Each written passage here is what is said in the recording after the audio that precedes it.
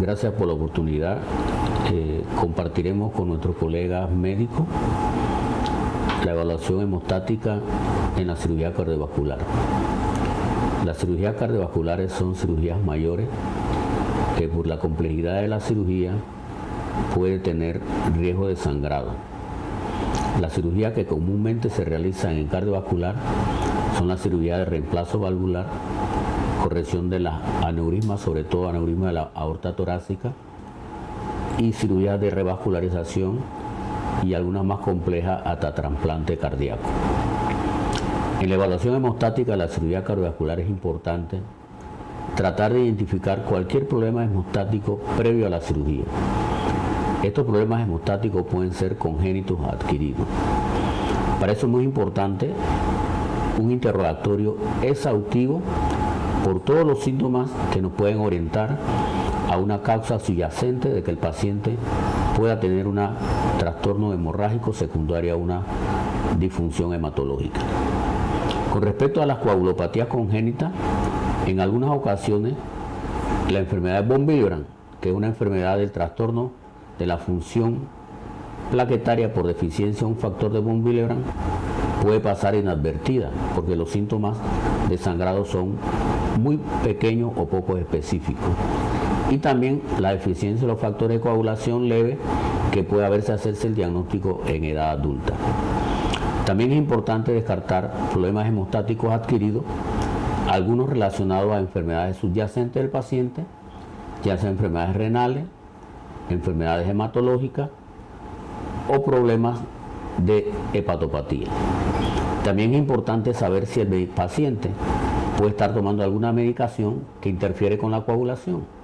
En algunas de estos pacientes está indicado per se antiagregante plaquetario que interfieren con la función plaquetaria, y algunos pueden estar recibiendo en alguna manera algún medicamento antitrombótico o algún otro medicamento por otros diagnósticos que puede interferir con la función de la coagulación. Entonces el interrogatorio debe ser exhaustivo y mandar las pruebas de laboratorio pertinentes para identificar los problemas hemorrágicos potenciales que podemos enfrentar durante la cirugía. Después de este interrogatorio es importante utilizar un instrumento de evaluación donde cada área no se nos pueda quedar como causa de hemorragia. Es importante preguntar los sangrados, por ejemplo, en la niñez, sangrado por la nariz, sangrado por la mucosa, sangrado a ir al dentista, si se ha hecho alguna extracción y el sangrado fue difícil de corregir, si ha tenido una hemorragia después de alguna cirugía. Si es mujer, es importante preguntar el periodo menstrual, si es abundante, su duración, porque puede estar subyacente a alguna enfermedad hematológica que debemos investigar. Entre la parte de la medicación tenemos los anticoagulantes más conocidos como la warfarina, los nuevos anticoagulantes orales no vitamina K dependientes, la heparina, y los antiagregantes plaquetarios, los más conocidos como la aspirina y el clopidogrel. Este interrogatorio debe ser exhaustivo porque estos medicamentos deben suspenderse con previa anticipación ante el procedimiento quirúrgico. Es importante también los hábitos alimenticios y algunas medicaturas que nosotros llamamos medicinas naturales que puede estar utilizando el paciente que va a interferir con su función de la coagulación. Hay medicamentos como el ginkgo biloba o sustancias como el ginkgo biloba que utilizan algunos pacientes, y también algunos medicamentos como té verde o algunas otras sustancias que utilizan por alguna causa, que es importante que lo digan en el interrogatorio para tomar las precauciones, sobre todo porque esto puede producir disfunción plaquetaria.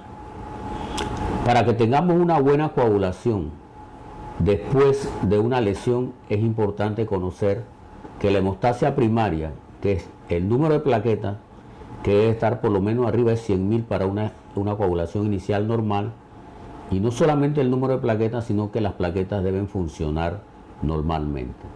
Podemos tener disfunción plaquetaria por trastorno per se de las plaquetas, y tenemos la capacidad de diagnosticar los trastornos plaquetarios funcionales, tanto congénitos como los secundarios a la medicación. Los antiinflamatorios no esteroideos y la aspirina producen disfunción plaquetaria. El clopidogrel produce disfunción plaquetaria y es importante conocerlo. Después de la fase primaria de la coagulación, las pruebas necesarias para esta fase, tenemos el PFA100 y tenemos el tiempo de sangría, el recuento de plaquetas y la agregación plaquetaria, que nos permite saber si hay un trastorno de la hemostasia primaria. Después pasamos a la fase plasmática, que es muy importante que después que haya el tapón plaquetario primario, se debe formar un coágulo. Para la formación de este coágulo es importante conocer la vía clásica de la coagulación, que es la cascada de la coagulación, que divide la coagulación en sistema intrínseco, donde están incluidos los factores de contacto, el factor 12, el factor 11, el factor 9 y el factor 8, que van a activar al factor 10, y el factor 10 va a activar al factor 5, y el factor 5 va a generar trombina a través de la protrombina, y la trombina va a tener la función de convertir el fibrinógeno en fibrina, y la conversión del fibrinógeno en fibrina activa el factor 7 del factor 13 a través del factor de la trombina para estabilizar el coágulo. La vía extrínseca es el factor 7 que se va a activar, activa el factor 10, el factor 5, se convierte la protrombina en trombina y convierte el fibrinógeno en fibrina, y la fibrina se estabiliza con la activación del factor 13 y se forma la fibrina estable. Esta es la vía clásica de la coagulación. Pero tenemos que hablar del concepto de moderno de la coagulación, que es el modelo celular, donde el factor tisular, que es dado por la lesión tisular, esta lesión tisular va a activar el factor 7 va a activar el factor 10, y el factor 10 va a producir una pequeña cantidad de trombina. Esta pequeña cantidad de trombina no es suficiente para generar el coágulo, entonces se necesita una fase que se llama amplificación. Esta pequeña cantidad de trombina, con la participación del factor 8, el factor 9 y el factor de von Willebrand, junto con el derivado de las plaquetas, va a activar el factor 10 y el factor 7 en conjunto van a activar la protrombina para convertir la trombina, y la trombina va a hacer la acción de la conversión del fibrinógeno en fibrina, y la trombina activa el factor 13 para estabilizar el coágulo. Este es el modelo celular de la coagulación. También tenemos la capacidad para identificar problemas de la fase plasmática a través de las pruebas pertinentes. Podemos hacer el tiempo de protrombina para evaluar alteraciones de los factores vitamina K dependientes. Tenemos que hacer el TPT para valorar los factores de la vía intrínseca. Podemos hacer el tiempo de trombina para valorar la última fase de la coagulación, para cuantificar el fibrinógeno. Entonces, nosotros podemos hacer estas pruebas para identificar los problemas congénitos y adquiridos de la hemostasia.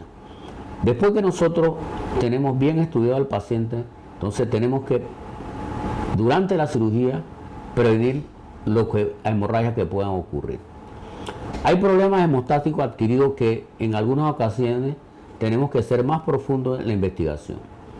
Los pacientes que tienen enfermedades cardiovasculares, como la estenosis aórtica, algunas disfunciones valvulares, o los pacientes durante la cirugía cardíaca es sometido a una circulación extracorpórea, y este sometimiento de la sangre en un circuito extracorpóreo produce alteraciones del factor de von Willebrand, produciendo una deficiencia del factor de von Willebrand adquirido. Por el mecanismo de flujo abundante que ocurre en las estenosis y en las disfunciones valvulares, el factor de von Willebrand es sometido a una acción proteolítica que disminuye su cantidad, y esto puede contribuir a un sangrado. Y es importante determinar si un paciente que tiene estas patologías cardiovasculares antes de la cirugía pueda tener una deficiencia adquirida del factor de von Willebrand. Durante la cirugía es importante saber que el paciente, cuando está en la circulación extracorpórea, es sometido a una anticoagulación con heparina, que cuando termina la cirugía y es reparada la lesión o es reparada la revascularización, debe revertirse el efecto de esa heparina. Entonces la reversión debe ser exactamente hacia un nivel fisiológico. Si esta reversión no es de esta manera, el paciente puede tener riesgo de sangrado. Entonces tenemos que valorar si el paciente tiene una alteración secundaria al efecto de heparina y reponer con antídoto de la heparina el sulfato de protamina si el paciente tiene efecto de heparina en la reversión. Pero durante la circulación extracorpórea, al haber disfunción plaquetaria y al haber también consumo de factores, el paciente puede tener déficit de fibrinógeno y déficit de factores. Y debemos tener la capacidad de reponer esto en la forma adecuada y óptima y oportuna para evitar que el paciente sangre y aumente sus requerimientos transfusionales. En el postoperatorio inmediato es importante también valorar el flujo sanguíneo que sale de las cavidades que se operaron para determinar si este flujo sanguíneo es normal dentro de la cirugía o es secundario a un trastorno de la coagulación. Con las pruebas de laboratorios convencionales tenemos la capacidad para determinar la necesidad o requerimiento del componente hemostático que necesita el paciente, ya sea un componente hemostático dado por el banco de sangre, que es el plasma fresco congelado que tiene todos los factores de la coagulación, el concentrado de plaqueta que va a mejorar el número de plaquetas y va a mejorar la función plaquetaria. Tenemos los crioprecipitados, que es un componente de banco de sangre que tiene los factores 8, que tiene el factor de von Willebrand y que también tiene factor 13 y que tiene fibrinógeno. Hay otros componentes derivados también de plasma que son de uso industrial, que son factores específicos que también podemos tener para determinar o para corregir cualquier problema hemostático específico. Si un paciente tiene una enfermedad de von Willebrand adquirida congénita y requiere reposición, debemos dar factor 8 rico en von Willebrand para reponer la deficiencia. Si el paciente tiene deficiencia en múltiples factores, además de tener el plasma fresco congelado, podemos tener el complejo protombínico que tiene los factores vitamina K dependiente que podemos reponerlo. También podemos reponerlo también de origen plasmático, pero de uso industrial, el concentrado de fibrinógeno, que tiene la ventaja de que no tenemos que prepararlo directamente del plasma porque ya viene preparado. No tenemos que hacer un descongelamiento del plasma porque ya lo podemos ubicar rápidamente la administración en forma más mediata. Pero tenemos que considerar su utilización cuando hay déficit de fibrinógeno. También tenemos otro fármaco que podemos utilizar, porque el paciente puede tener deficiencia de los factores de la coagulación, pero también puede tener un consumo del fibrinógeno por una acción que nosotros llamamos fibrinolisis, que puede presentarse durante la cirugía. Porque si el paciente tiene fibrinolisis, la cantidad de productos que utilizamos va a aumentarse si no frenamos esa fibrinolisis. Y esa fibrinolisis se puede frenar o compensar o controlar con inhibidores de la fibrinolisis. Tenemos acceso al amicar o ácido epsilon aminocaproico o el ácido tranexámico. También farmacológicamente podemos mejorar un poco la función plaquetaria a través de un medicamento que se llama desmopresina, que aumenta la función plaquetaria a través del aumento del factor de von Willebrand.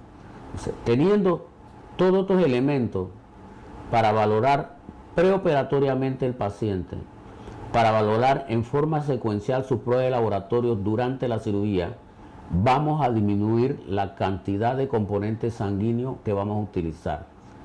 Si disminuimos la cantidad de componentes sanguíneos, el paciente va a tener un mejor postoperatorio, menos duración del tiempo quirúrgico, menos de duración en el tiempo de estancia en los cuidados intensivos y por ende una recuperación postoperatoria más eficiente y una cirugía exitosa.